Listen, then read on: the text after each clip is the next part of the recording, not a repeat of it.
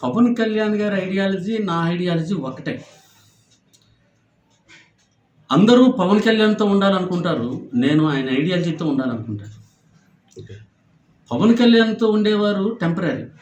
ఇక్కడ 2 పదాలు నేను వాడాల్సొస్తది. 1 నమ్మకం, 2 విశ్వాసం.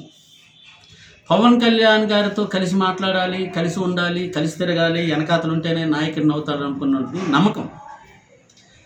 అది ఏంటంటే పవన్ కళ్యాణ్ గారికి ఆ నమ్మకం, పవన్ కళ్యాణ్ గారి మీద నమ్మకం ఎప్పుడుంటదంటే, పవన్ కళ్యాణ్ గారి మీద గారి లాంటి వ్యక్తి ఇంకొక వ్యక్తి వచ్చినంత వరకు ఆ నమ్మకం అలాగే ఉంటది. ఓకే. ఆ నమ్మకం ఈయనకన్నా ఆయన బెస్ట్ అని అనుకున్నాడు అనుకోండి, నమ్ముకున్న వ్యక్తి పవన్ కళ్యాణ్ గారిని అదే రోడ్డు మీద వదిలేసి వెళ్ళిపోతాడు. ఓకే. నాది విశ్వాసం. విశ్వాసం ఏంటంటే, పవన్ కళ్యాణ్ గారు నేను చనిపోయేటప్పుడు ఆ జెండా నా శవమాన కప్పినంత వరకు కూడా ఆయన ఐడియాలజీతో నేను నడుస్తాను. ఓకే. ఈ వ్యవస్థ కోసం పవన్ కళ్యాణ్ గారితో మీరు అన్నట్టు ఎక్కడ మాట్లాడినట్టు కనిపించలేదని నేను ఒకేసారి మాట్లాడాను, వాస్తవం. ఈ రోజు వరకు కలవలేదు, వాస్తవం.